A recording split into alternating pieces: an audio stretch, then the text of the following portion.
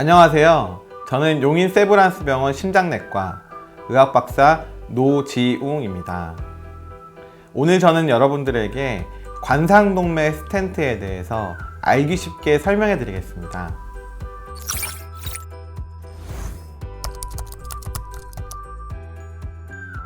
관상동맥 스텐트란 말 그대로 관상동맥 안에 삽입되는 스텐트를 얘기합니다.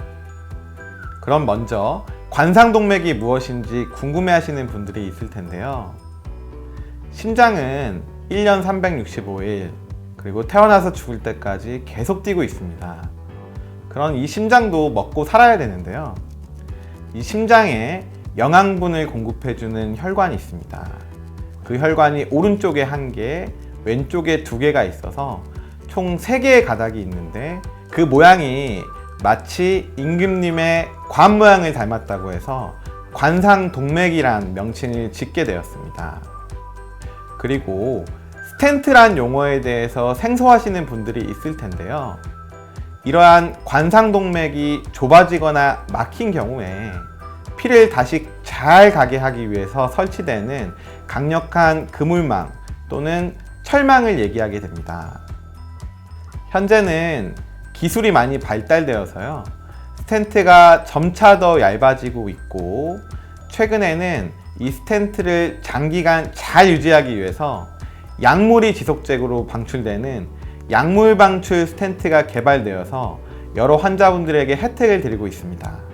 그래서 정리를 하면 관상동맥 스텐트라는 것은 우리 몸의 심장에 영양을 공급해주는 3가닥의 관상동맥이 좁아지거나 또는 완전히 막힌 경우에 피를 다시 가게 해서 영양분을 잘 공급하기 위해서 설치되는 강력한 스텐트를 얘기합니다.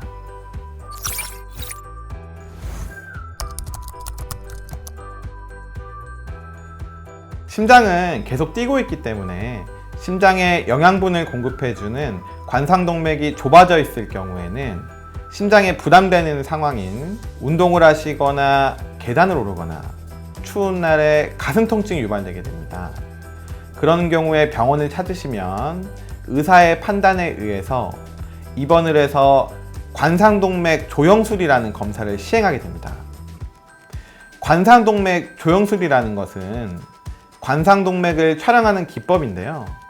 관상동맥 안에 조영제를 사용을 해서 관상동맥의 좁아진 부위를 확인하는 검사를 얘기합니다.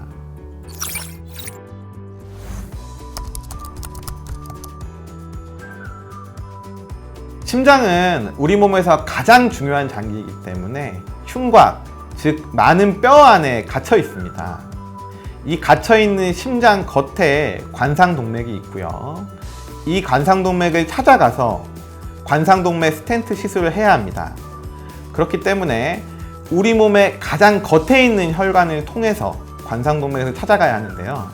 과거에는 허벅지에 있는 대퇴동맥이라는 혈관을 사용을 했고요. 여러 기술과 시술 기구의 발전에 의해서 최근에는 손목에 있는 요골동맥 또는 손등에 있는 먼 요골동맥을 통해서 심장혈관, 즉 관상동맥을 찾아가서 관상동맥 스텐트 삽입술을 시행하고 있습니다.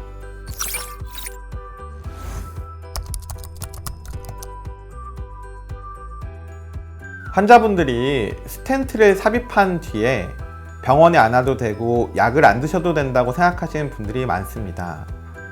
하지만 그건 정말 잘못된 생각이시고요. 오히려 더 스텐트를 삽입한 이후에 당뇨, 고혈압, 고지혈증 등의 관리를 더 잘 받으셔야 스텐트가 다시 좁아지지 않습니다. 그리고 가장 중요한 것은 의사가 처방한 약을 하루도 빼먹으면 안 된다는 것입니다. 만약에 주치의가 처방한 약 중에서 항혈소판제를 하루라도 안 드신다면 스텐트가 다시 급성으로 막힐 수도 있습니다. 그런 경우에는 환자분들의 생명이 위독할 수도 있으니 의사가 처방한 약을 하루도 빼먹지 말고 잘 드셔야 됩니다. 그리고 또 중요한 것은 담배를 반드시 끊으셔야 합니다. 담배를 계속 피시는 경우에는 몸에 염증 반응이 활성화되고요. 그런 경우에 스텐트 삽입한 곳이 다시 좁아질 확률이 굉장히 높아지게 됩니다.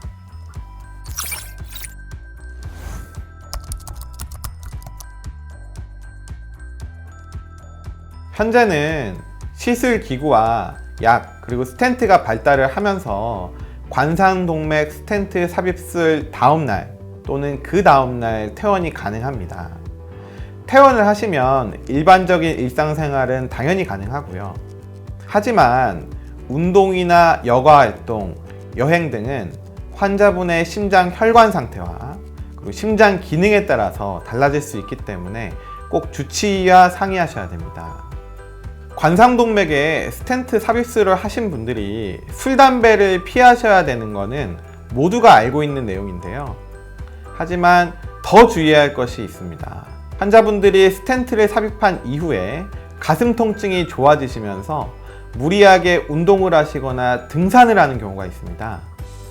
특히나 추운 날에는 이런 관상동맥이 수축이 잘 오는데요.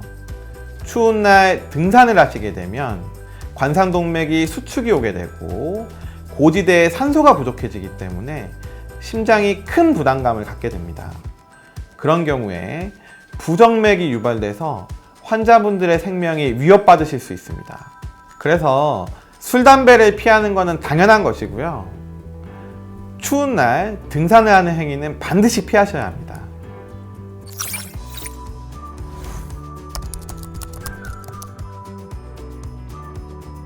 스텐트의 모양과 크기는 볼펜 스프링을 생각하시면 됩니다. 이 볼펜 스프링보다 조금 더 얇고 조금 더 작은데요. 이러한 작은 스텐트는 한번 관상동맥에 삽입이 되면 뺄 수 없고 영구적인 것입니다. 그렇기 때문에 환자분들이 관리를 잘 받지 않고 담배를 계속 피신다면 이 작은 스텐트가 다시 좁아질 수 있고 이러는 경우에 다른 치료가 또 필요할 수도 있습니다.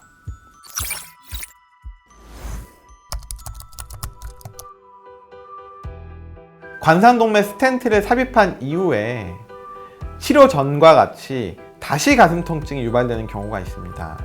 이런 경우에는 주치의와 상의해서 관상동맥 조영술을 다시 시행하게 됩니다.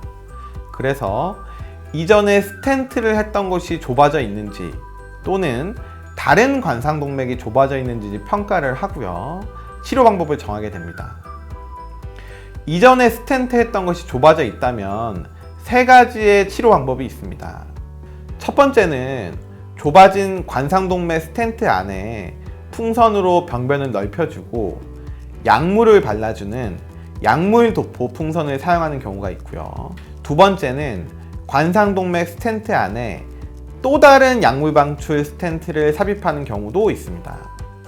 하지만 이 두 가지 치료 방법으로 관상동맥이 치료되지 않는다면 어쩔 수 없이 가슴을 열고 다른 혈관을 관상동맥에 이어주는 관상동맥 우회수를 시행할 수도 있습니다. 지금까지 관상동맥 스텐트에 대해서 알기 쉽게 설명해 드렸습니다. 여러분들에게 많은 도움이 되었으면 좋겠습니다. 경청해 주셔서 감사합니다.